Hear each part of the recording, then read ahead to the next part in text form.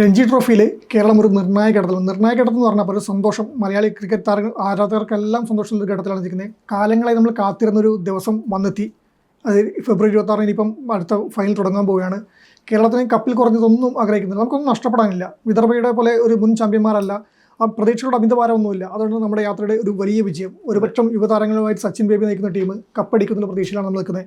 പക്ഷേ വിദർഭയെ അങ്ങനെ ചെറിയ ടീമായി കാണാൻ വേണ്ടി പറ്റില്ല. കൃത്യമായ പ്ലാനിങ് വേണ്ടി വരും. കൃത്യമായിട്ട് തന്നെ ഗെയിം മനസ്സിലാക്കി കളിച്ചാൽ മാത്രമേ നമുക്ക് ആ കപ്പ് എടുത്ത് ഉയർത്താൻ വേണ്ടി പറ്റൂ. ഒരു ചെറിയൊരു മൊമെൻറ്റ് തൊട്ട് മുന്നിൽ നമ്മളുള്ളത്.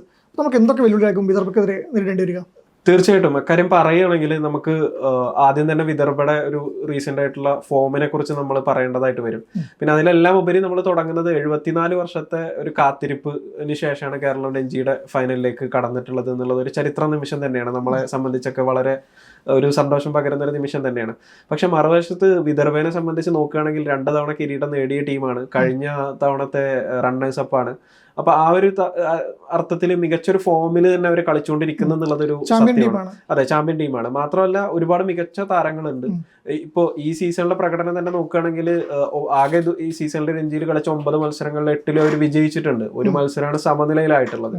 പിന്നെ അത് മാത്രമല്ല അവരുടെ സ്വന്തം നാട്ടിൽ വെച്ചിട്ടാണ് മത്സരം നടക്കുന്നത്, നാഗ്പൂരിൽ വെച്ചിട്ടാണ്. ആ ഒരു ഹോം അഡ്വാൻറ്റേജ് വിദർഭക്ക് തീർച്ചയായിട്ടും ഉണ്ടാവും. മറുവശത്ത് കേരളത്തിന്റെ ഒരു ഇത് നോക്കുകയാണെങ്കിൽ കേരളം ആകെ 9 മത്സരങ്ങളിൽ 3 വിജയവും ബാക്കിയുള്ള 6 സമനിലയൊക്കെ ആയിട്ടാണ് ഇങ്ങനെ ഇതിലേക്ക് കടന്നിട്ടുള്ളത്. പിന്നെ നമുക്കറിയാം ക്വാർട്ടറിലും അതെ അതെ, അത് തീർച്ചയായിട്ടും കേരളം മുന്നോട്ട് വെക്കുന്ന ഒരു പോരാട്ട വീര്യത്തെ തന്നെയാണ് കാണിക്കുന്നത്. ഒരു റണ്ണ് ലീഡ്, അത് എങ്ങനെയെങ്കിലും ഫൈനലിൽ കടന്നുകൂടി തള്ളിക്കളയാൻ പറ്റില്ല. കേരളം അത് പിടിച്ചെടുത്ത് കയറി തന്നെയാണ് തീർച്ചയായും.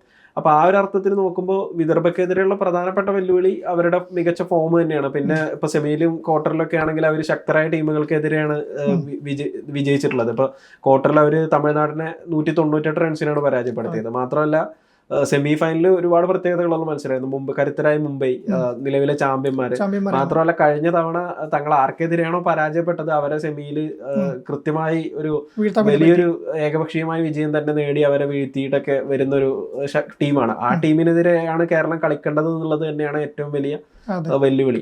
പിന്നെ എടുത്തു പറയേണ്ട ഒരു കാര്യം, ഞാൻ നേരത്തെ പറഞ്ഞതുപോലെ ഹോം അഡ്വാൻറ്റേജ്. ഹോമിൽ മത്സരങ്ങളിൽ നാഗ്പൂരിൽ, പക്ഷേ നമുക്കിപ്പം ഹോം അഡ്വാൻറ്റേജ് പറയുമ്പോൾ കേരളത്തിന് അതൊരു വിഷയമേ അല്ല. ഇപ്പം ഗുജറാത്തിൽ നമ്മൾ തോൽപ്പിച്ചത്, അവരെ ടീം തോൽപ്പിച്ച എവിടെയാണെന്ന് അറിയാലോ. തീർച്ചയായും ഇപ്പം ഞാൻ നേരത്തെ പറഞ്ഞാൽ തന്നെയാണ്, നമുക്ക് അങ്ങനത്തെ യാതൊരു ടെൻഷനും ഇല്ല. നമുക്കിപ്പം എങ്ങനെ വേണമെന്നാലും കപ്പ് എന്നുള്ള ഒറ്റ ചിഹ്നം മാത്രമേ സച്ചിൻ ബേബിക്കും ടീമിനുള്ളത്. അതെ അതെ, തീർച്ചയായിട്ടും. അപ്പൊ അത്തരം കാര്യങ്ങൾ കൂടി പറയുകയാണെങ്കിൽ ഇപ്പോ 2018-19 വിദർഭയോട് കിരീടം നേടിയ ടീമാണ്.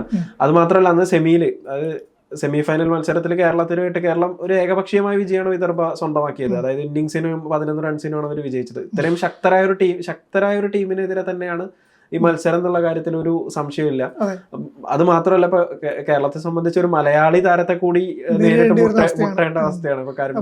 ഒരുപാട് ആഘോഷിച്ച താരം കൂടിയാണ്. അതെ അതെ അതെ, 642 റൺസായിട്ട് രഞ്ജിയില് ഒരു റൺ വേട്ടക്കാരിൽ അത്യാവശ്യം മുൻനിരയിൽ തന്നെ ഉണ്ട് കരുൺ നായർ. മാത്രമല്ല ആഭ്യന്തര സീസണിൽ ആ ഒരു മികച്ച പ്രകടനം അദ്ദേഹം കാഴ്ചവെക്കുന്നുണ്ട്. പിന്നെ മൊത്തത്തിൽ നോക്കുകയാണെങ്കിൽ വിദർഭ ഒരു വളരെ സ്ട്രോങ് ആയിട്ട് കൃത്യമായ ഏകപക്ഷീയമായ വിജയങ്ങൾ തന്നെയായിരുന്നു വിദർഭ ഈ വർഷം നേടിയിട്ടുള്ള എല്ലാ വിജയങ്ങളും എന്ന് പറഞ്ഞു കഴിഞ്ഞാൽ. അപ്പൊ ആ ഒരു അർത്ഥത്തിൽ ഒരു ശക്തമായ ടീമിനെ നേരിടുക എന്നത് തന്നെയാണ് കേരളത്തിന്റെ പ്രധാന വെല്ലുവിളി. ഈ ചാമ്പ്യൻ ടീം എന്നാണ് ഇപ്പൊ വിദർഭയെ നമ്മൾ വിശേഷിപ്പിച്ചത്. പക്ഷെ നമ്മളിപ്പം കേരളത്തിന്റെ ഒരു പ്രകടനം, കഴിഞ്ഞ മത്സരങ്ങളിലെ പ്രകടനം നോക്കിയാൽ നമ്മൾ പറഞ്ഞ ക്വാർട്ടറിലെ ഒരു റൺ വിജയവും 1 റണ്ണിന്റെ അഡ്വാൻറ്റേജും കഴിഞ്ഞ മത്സരത്തിലെ 2 റണ്ണിന്റെ അഡ്വാൻറ്റേജും നോക്കുമ്പോൾ ഒരു ചാമ്പ്യൻ ടീം എന്നായിട്ട് ഇപ്പോൾ നമുക്ക് കേരളത്തെ വിശേഷിപ്പിക്കാൻ പറ്റില്ലേ? കാരണം നമ്മൾ ഒരു പിടിച്ചെടുക്കുകയാണ് ഓരോ ഘട്ടത്തിലും. നമുക്ക് ഇന്നലത്തെ നോക്കിയാൽ തന്നെ 3 വിക്കറ്റ് മാത്രമാണ് പിന്നെ കയ്യിലുണ്ടായിരുന്നത്, എടുക്കാനുണ്ടായിരുന്നത്. 27 റൺ സംതിങ് മാത്രമാണ് ഗുജറാത്തിന് വേണ്ടി വരുന്നത്. അവിടുന്ന് ആ 3 വിക്കറ്റ്, ആ 3 വിക്കറ്റും വളരെ ക്രൂഷ്യലാണ്. ഒന്ന് സ്റ്റെമ്പ്, എത്ര പ്രാവശ്യം റിവ്യൂ എടുത്തിട്ടാണ് ആ സ്റ്റെമ്പിങ് നമുക്ക് കിട്ടിയത്. LBW റിവ്യൂയിലൂടെയാണ് LBW അടിച്ചത്. പിന്നെ ആ ക്യാച്ച് ഹെൽമെറ്റിൽ, അത് പിന്നെ ഇപ്പം സച്ചിൻ ബേബി പറഞ്ഞിട്ട് എൻ്റെ ദൈവത്തിൻ്റെ കൈകളിലേക്ക് എത്തിച്ച പോലെ, ദൈവം കൈകളിലേക്ക് എത്തിച്ച പോലെ എന്ന് പറയുന്നത്. ഇപ്പം പണ്ട് മറഡോണയൊക്കെ ദൈവത്തിൻ്റെ കൈ എന്നൊക്കെ പറയുന്ന പോലെ ഈ അസറുദ്ദീൻ്റെ ഹെൽമെറ്റ് ദൈവത്തിൻ്റെ ഒരു സ്പർശമായി കണ്ടിട്ട് അത് ക്യാപ്റ്റനിലേക്ക് തന്നെ ബോൾ എത്തുന്ന ഒരു അങ്ങനെ പല ഘടകങ്ങളും കേരളത്തെ അനുകൂലമായി നിൽക്കുകയാണ്.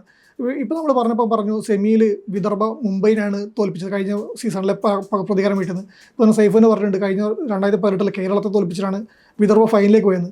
അപ്പം നമുക്ക് ആ ഇത് പ്രതികാരം വീട്ടിലുള്ള അവസരം കൂടി വരില്ലേ? തീർച്ചയായും അന്നത്തെ ഇതിൽ ഒരുപാട് പ്രത്യേകതകളുണ്ട്. അന്നും കേരളത്തിന്റെ ക്യാപ്റ്റൻ സച്ചിൻ ബേബി ആയിരുന്നു എന്നുള്ളത് ആ നിരാശയെ കുറിച്ച് കൂടെ അദ്ദേഹം ഇന്നലെ പറഞ്ഞിട്ടുണ്ട്. അന്ന് ഒരുപാട് വിഷമിച്ചിരുന്നു. പക്ഷെ ഇപ്പൊ ഈ വിതരണമായിട്ട് പോയിട്ടും ആ വിഷമം മാറ്റാൻ വേണ്ടി പറ്റി. ഇനി വിദർഭയെ തോപ്പിച്ചിട്ട് ആ വിഷമം കൂടി തീർത്തിട്ട് സച്ചിൻ ബേബി കപ്പെടുക്കുന്നു തോന്നുന്നുണ്ടോ? തീർച്ചയായിട്ടും ഇപ്പൊ കേരളത്തിനെ സംബന്ധിച്ച് നമുക്ക് പോസിറ്റീവ് ആകുന്ന ഒരുപാട് ഘടകങ്ങളുണ്ട്. വിദർഭ ഒരു ഭാഗത്ത് സ്ട്രോങ് ആയിട്ടുള്ള ടീമായിട്ട് നിൽക്കുകയാണെങ്കിൽ പോലും കേരളത്തിനെ സംബന്ധിച്ചുള്ള പോസിറ്റീവ് കാര്യങ്ങൾ എന്ന് പറഞ്ഞു കഴിഞ്ഞാൽ, ഒന്നാമത് ഗ്രൂപ്പില്, കേരളത്തിന്റെ ഗ്രൂപ്പിൽ എന്ന് പറഞ്ഞാൽ ബീഹാർ അല്ലാത്ത മുഴുവൻ ടീമുകളും ഓൾറെഡി രഞ്ജി ട്രോഫി കിരീടം നേടിയ ടീമുകളാണ്. ഇത്തരം ശക്തമായ ടീമുകളുള്ള ഒരു ഗ്രൂപ്പിൽ നിന്നാണ് കേരളം രണ്ടാമതായിട്ട് ക്വാർട്ടറിലേക്ക് നോക്കൌട്ടിലേക്കൊക്കെ കയറുന്നത്. പിന്നെ അത് മാത്രമല്ല, ഇപ്പോ കേരളം കാഴ്ചവെച്ചൊരു പോരാട്ടം തന്നെയാണ്. അത് ഇപ്പൊ എടുത്തു പറയേണ്ട കാര്യം തന്നെ. ഇപ്പൊ ജമ്മു കാശ്മീരിനെതിരെ ഒന്നാം ഇന്നിങ്സിൽ ലീഡ് നേടുക എന്നുള്ളത് 80 റൺസ് പിന്നിലുള്ള സമയത്താണ് ആ ഒരു അവസാന വിക്കറ്റിൽ ആ കൂട്ടുകെട്ട്. ഇപ്പൊ ഇതിൽ എടുത്തു പറയേണ്ട കാര്യം, കേരളത്തിന്റെ കോച്ച് അമയ് ഖുറൈസി അദ്ദേഹം ചെലുത്തുന്ന ഒരു പോസിറ്റീവ് ആയിട്ടുള്ള ഒരു ഇതുണ്ട്, ആത്മവിശ്വാസം ഉണ്ട് ടീമിന്. പ്രത്യേകിച്ച് അന്ന് ആ മത്സരത്തിൽ അവസാന വിക്കറ്റിൽ ബേസിലും സൽമാൻ നിൽക്കുന്ന സമയത്ത് ഇവർക്ക് ഒരു മുൻപ് പണ്ട് 10th വിക്കറ്റിലെ ഏതോ ടീം നേടിയ ഒരു റൺസിന്റെ വീഡിയോ ഒക്കെ കാണിച്ചിട്ട്, അതെ ഓസ്ട്രേലിയ നേടിയ ഒരു വീഡിയോ ഒക്കെ കാണിച്ചിട്ട് നിങ്ങൾക്ക് ഇത് കഴിയും എന്ന രീതിയിലൊരു ആ ഒരു മോട്ടിവേഷൻ കൊടുക്കുന്ന ഒരു കോച്ച് കേരളത്തിനെ സംബന്ധിച്ച് വളരെയധികം കോച്ച് കാലങ്ങളായി കേരളം കാത്തിരുന്നത്.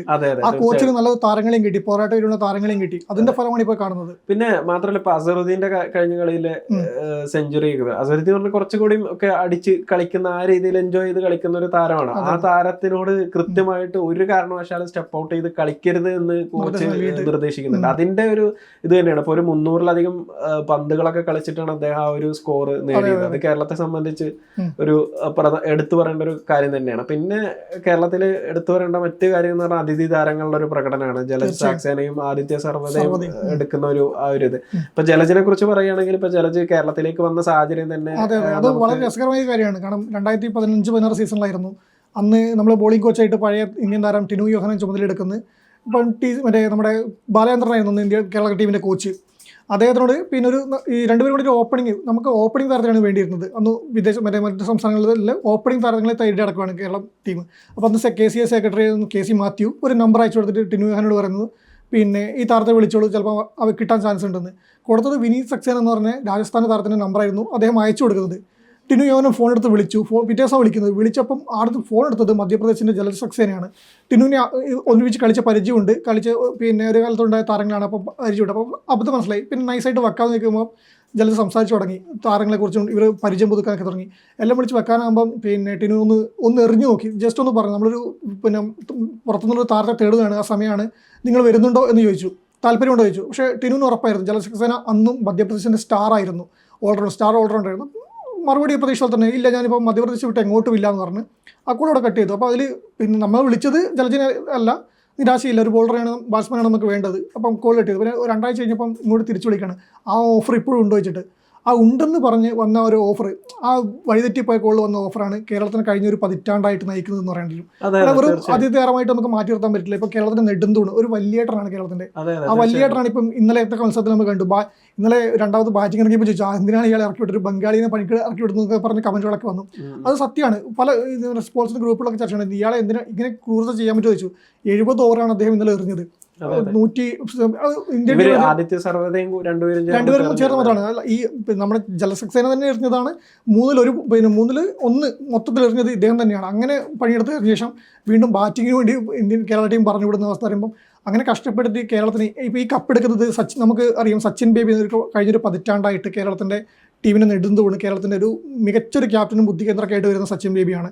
അതിനകത്ത് സഞ്ജു നയിക്കാമെന്നുണ്ടെങ്കിലും സച്ചിൻ ബേബി എന്നുള്ള താരം അവിടെ ഉണ്ട്. അതിനിടയിലും ഈ സക്സേനയുടെ ഒരു ഇമ്പാക്ട് നമുക്ക് ഒരിക്കലും അറിയില്ല. ഇപ്പോൾ കപ്പെടുക്കുന്നുണ്ടെങ്കിൽ സക്സേനയ്ക്ക് വേണ്ടി 38 വയസ്സായ ഒരു താരം കൂടിയാണ് നോക്കണം. വിരാട് കോഹ്ലിക്ക് 36 വയസ്സാണ് വരുന്നത്. ഒരു ലെവലിലേക്ക് വളരേണ്ടി വരുന്ന താരം, അത് പറ്റാതെ പോയൊരു താരമാണ്. അദ്ദേഹത്തിന് വേണ്ടി കൂടി നമുക്ക് ഈ കിരീടം നേടേണ്ടതുണ്ട്.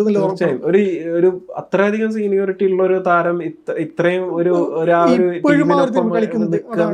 എന്തുകൊണ്ട് ഇന്ത്യൻ ടീമിൽ എത്തിയില്ല എന്നൊക്കെയുള്ള ചോദ്യമൊക്കെ അവിടെ പ്രസക്തമായിട്ട് നിലനിൽക്കുന്നു. പക്ഷേ അക്സർ പട്ടേലിനെ പോലെയൊക്കെ ആഘോഷിക്കപ്പെടേണ്ട തിളങ്ങേണ്ടിരുന്ന താരം കൂടിയാണ് സക്സേന. ഈ സീസണിൽ തന്നെ കേരളത്തിന് വേണ്ടി ഏറ്റവും കൂടുതൽ വിക്കറ്റ് വീഴ്ത്തിയത് ജലജ് സക്സേനയാണ്. 38 വിക്കറ്റ് വീഴ്ത്തിയിട്ടുണ്ട്. മൊത്തം വിക്കറ്റ് വേട്ടക്കാരിൽ 5ാം സ്ഥാനത്ത്. രണ്ടാമത് കേരളത്തിന്റെ മികച്ച വിക്കറ്റ് വേട്ടക്കാരൻ ആദിത്യ സർവ്വതയാണ്, വിദർഭയിൽ നിന്ന് വന്ന ഇപ്പൊ ജലജിന്റെ കാര്യം പറയുകയാണെങ്കിൽ വേറൊരു രസകരമായ ഒരു കാര്യം കൂടിയുണ്ട്. ഇപ്പൊ നിലവിലുള്ള കേരളത്തിന്റെ കോച്ചിന്റെ കൂടെ കളിച്ചിട്ടുള്ള മധ്യപ്രദേശിന് വേണ്ടി കളിച്ചിട്ടുള്ള താരം കൂടിയാണ് 2006 അപ്പൊ അങ്ങനെ ഒരുപാട് ഇപ്പൊ സർവതയുടെ കാര്യം പറയുമ്പോൾ വേറൊരു കാര്യം എന്ന് പറഞ്ഞാല് വിദർഭ കഴിഞ്ഞ 2 തവണ ഫൈനലില് കിരീടം നേടുന്ന സമയത്ത് ആ ടീമിൽ ഉണ്ടായിരുന്ന അതെ അവസാനം വിദർഭ കിരീടം നേടുന്ന സമയത്ത് 11 വിക്കറ്റുകൾ സൗരാഷ്ട്രക്കെതിരെ വിക്കറ്റുകൾ വീഴ്ത്തിയിട്ടുള്ള ഒരു അതെ മാൻ ഓഫ് ദ മാച്ചും അദ്ദേഹമായിരുന്നു. അപ്പൊ ആ ഒരു തരത്തിൽ മികച്ച ഇമ്പാക്ട് ഉള്ള ഈ താരങ്ങൾ പറയുമ്പോൾ വിദർഭയുടെ 2 കിരീടം അത് ഈ കേരളത്തിന്റെ താരത്തിനോടൊക്കെ കഴിവ് കൂടിയാണ്. അപ്പം കേരളത്തിലൊരു ചെറിയ ഇതുണ്ട്. അപ്പൊ കേരളത്തിന് ആ പ്രതീക്ഷകൾ കൂടുവാണ്. സക്സേനയും സർവ്വതയും ഇതേപോലെ തന്നെ നിറഞ്ഞു കളിച്ചാൽ സച്ചിൻ ബേബിയും അസ്രുദ്ദീനും നിതീഷും ബേസിലും കൂടി ഒന്ന് മനസ്സിരുത്തിയാൽ ഈ കപ്പ് നമുക്ക് കിട്ടുന്നത് തീർച്ചയായിട്ടും ഇപ്പൊ കഴിഞ്ഞ മത്സരം ഗുജറാത്തിനെതിരെ നമ്മൾ നോക്കുകയാണെങ്കിൽ ഇപ്പൊ കേരളത്തിന്റെ ബാറ്റിങ്ങിനെ കുറിച്ചിട്ട് വലിയ ആശങ്കകളുടെ ഒന്നും ആവശ്യമില്ല. കൃത്യമായി നമ്മളൊരു തന്ത്രം പറ്റി അതെ അത് കൃത്യമായിട്ട് എക്സിക്യൂട്ട് ചെയ്തു. പിന്നെ ബൗളിങ്ങിലാണ് ഒരു പോരായ്മ വരുന്നത്. ഇപ്പൊ ഈ പറഞ്ഞതുപോലെ ജലജ് സക്സേനയും സർവതയൊക്കെ ഒരുപാട് പന്തെറിയുന്ന സാഹചര്യം ഉണ്ട്. മറ്റുള്ള ഒരു സപ്പോർട്ട് കിട്ടാത്ത പ്രത്യേകിച്ച് വിദർഭക്കെതിരെയൊക്കെ വരുന്ന സമയത്ത് അത് അത്തരം വീക്ക്നെസ്സുകളൊക്കെ ഒരുപാട് അവർ ഉപയോഗിക്കും. വിദർഭ കൃത്യമായി ഉപയോഗിക്കുന്ന ഒരു സാഹചര്യം ഉണ്ടാകും. എന്തായാലും മൊത്തത്തിൽ നമ്മൾ ഇപ്പോൾ നിലവിലെ ഒരു സാഹചര്യത്തിൽ പറയുകയാണെങ്കിൽ കേരളത്തിനെ സംബന്ധിച്ച് ഒരു കാത്തിരുന്നൊരു നിമിഷമാണ്. ഈ നിമിഷം എങ്ങനെയെങ്കിലും കിരീടം നേടുക. അതിനിപ്പോ 1 റൺ ലീഡോ 2 റൺ ലീഡോ അതിനൊന്നും ഇവിടെ പ്രസക്തിയില്ല. ഇപ്പൊ നമ്മൾ പറയുന്നത് ഒരുപാട് ആളുകൾ തട്ടിമുട്ടി കയറി എങ്ങനെയോ കഷ്ടപ്പെട്ട് കയറി എന്നൊക്കെ രീതിയിൽ ഇപ്പൊ ഹെൽമെറ്റിന് തട്ടിയിട്ട് ഭാഗ്യം കൊണ്ട് കയറി എന്നൊക്കെ പറയുന്ന ഇതുണ്ട്. അത് ആ ഹെൽമെറ്റിന്റെ കാര്യം പറയുമ്പോൾ പ്രത്യേകിച്ച് എടുത്ത് പറയണം, സൽമാൻ നിസാർ ആ ഷോട്ട് വരുന്ന സമയത്ത് അവിടെ നിന്ന് മാറുന്നില്ല എന്നുള്ളതാണ് സാധാരണ ഏറ്റവും അതെ മൊത്തത്തിൽ പറയുന്നത് കേട്ടിട്ടുണ്ട്. അതായത് ഇങ്ങനത്തെ ഒരു സാഹചര്യത്തിൽ ഫീൽഡ് ചെയ്യാൻ അധികം സീനിയർ താരങ്ങളൊന്നും തയ്യാറാകില്ല അത്രയും ഷോട്ടിൽ നിൽക്കുക എന്നുള്ളത്. മാത്രമല്ല ആ ഒരു സാഹചര്യത്തിൽ തന്നെ ഒരു ഷോട്ട് ബാറ്റിന്റെ ഒരു ഇമ്പാക്ട് വരുന്ന സമയത്ത് അവിടുന്ന് മാറുക എന്നുള്ളതാണ് പൊതുവെ താരങ്ങൾ ചെയ്യുന്നത്. അവിടുന്ന് മാറിയില്ല എന്നുള്ള ഒരു തീർച്ചയായിട്ടും അവിടെ തന്നെ നിൽക്കുകയാണ് ചെയ്യുന്നത്. ആ ഷോട്ട് വരുന്നു, മനസ്സിലാവും ബോൾ കൊണ്ടിട്ട് പോകുമ്പോൾ പിന്നെ ആ പ്രഹരത്തിലാണ് തിരിഞ്ഞു പോകുന്നത്. അതെ തിരിഞ്ഞു പോയിട്ട് വരുമ്പോഴേക്കും സാധാരണ ഓടി ആഹ്ലാദം പ്രകടിപ്പിക്കുന്ന അദ്ദേഹം കാണുന്നത് തിരിഞ്ഞു ഒന്നും മനസ്സിലാതെ നിൽക്കുന്ന